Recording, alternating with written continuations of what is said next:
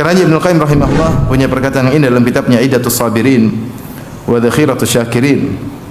Beliau berkata, inna fil qalbi sya'than la yulimmuhu illa al-iqbal ala Allah. Sungguhnya dalam hati itu ada sya'th, itu ada luka yang tidak ada yang bisa menyembuhkannya kecuali menuju kepada Allah Subhanahu wa taala. Ada penyakit, ada luka, tidak mungkin sembuh kecuali kita kembali kepada Allah. Wa alaihi wahsyah la yuziluha illa al-uns bihi fi khalwatihi.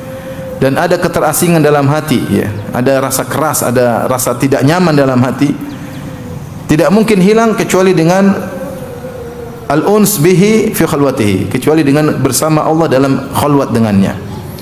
Ya, kesendirian bersama Allah Subhanahu wa taala, itulah yang bisa menghilangkan keterasingan, kekeringan hati. Wa fi huzun, dan juga dalam hati itu ada kesedihan. La yudhibuhu illa surur bi ma'rifatihi wa sidqu muamalatihi.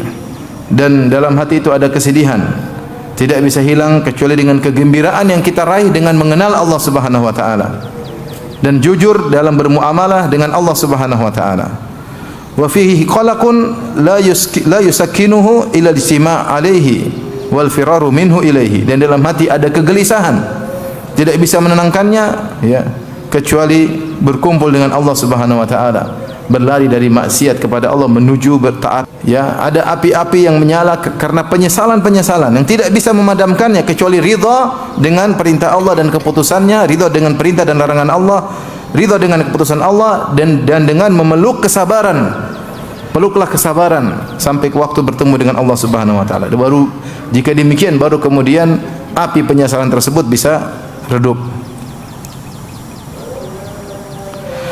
Ibnu Qayyim rahimahullah menyebutkan bahwasanya tidak mungkin bahagia kecuali dengan dekat kepada Allah Subhanahu wa taala. Apapun penyakit hati yang kita rasakan, yang beliau sebutkan, ada luka dalam hati, ada kekeringan, ketaatan kepada Allah Subhanahu wa taala.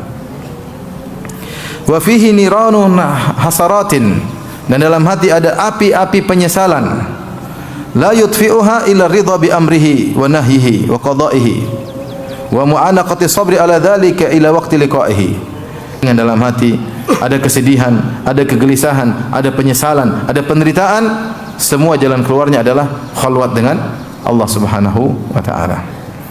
Dari sini kita tahu bahwasanya berkhalwat dengan Allah Subhanahu wa taala adalah ibadah yang agung dan faedahnya sangat luar biasa. Kembali kepada sang hamba, dia akan bahagia. Makanya kita dapati sebagian orang kalau rajin salat malam, kita tidak lihat kesedihan dalam wajahnya.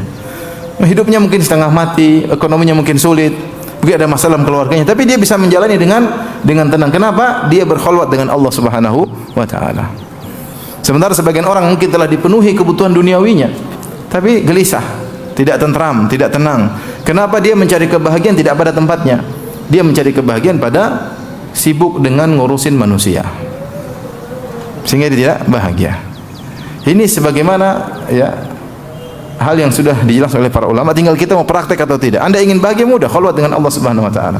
Kurangi interaksi dengan manusia. Artinya jangan omongin manusia, jangan terlalu lihat komentar tentang manusia. Sudah sibuk dengan baca Quran, dengan salat malam, dengan zikir kepada Allah Subhanahu wa taala, maka kebahagiaan itu akan datang sebagaimana penjelasan Ibnu Qayyim rahimahullahu taala. Anda sendiri tidak akan hilang kecuali dengan ridha keputusan Allah Subhanahu wa taala. Ya.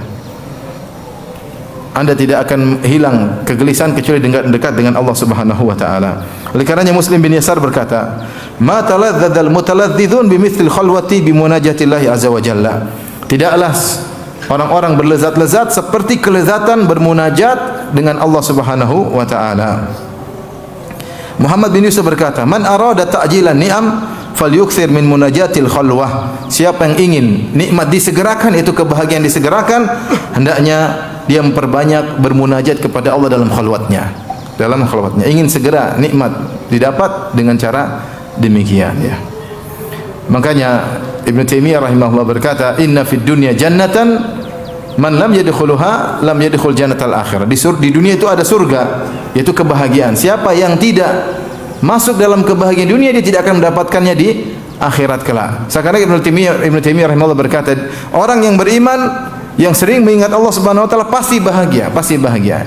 Ini diucapkan oleh seorang ulama, bukan yang hidup dalam kenyamanan, dalam kemewahan, tidak, yang dipenjara berulang-ulang. yang dimusuhi oleh banyak orang, yang dituduh dengan tuduhan yang tidak-tidak. Ibnu Taimiyah rahimahullah taala. Tapi dia menyampaikan bahwasanya orang beriman itu memiliki surga yang dia bawa, ya, di hatinya. Kata Ibnu Taimiyah rahimahullah taala dalam perkataan yang lain, ma yaf'alu a'da'i bi jannati fi qalbi. Apa yang tidak dilakukan oleh musuh-musuhku kepadaku? Mereka penjarakan aku berulang-ulang sampai disebut 8 kali beliau di penjara dan akhirnya wafat di penjara. Apa yang mereka tidak lakukan kepadaku? Jannati fi qalbi, surgaku ada di hatiku. Subhanallah. Ini bukan diucapkan oleh orang yang penuh dengan kemewahan, tapi diucapkan oleh seorang yang diuji dengan berbagai macam ujian.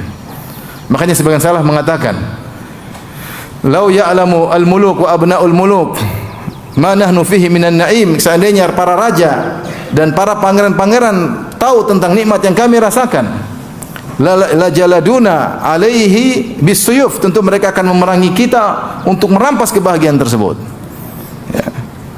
Jangan antum sangka bahwasanya kebahagiaan diraih oleh orang yang memiliki jabatan tinggi, dimiliki oleh enggak, kebahagiaan bisa diraih oleh siapa saja. Caranya khalwat dengan Allah Subhanahu wa taala. Siapa yang ingin nikmat disegerakan, sisihkan waktu untuk munajatil khalwah, yaitu bermunajat kepada Allah dalam khalwat, dalam kesendirian bersama Allah Subhanahu wa taala.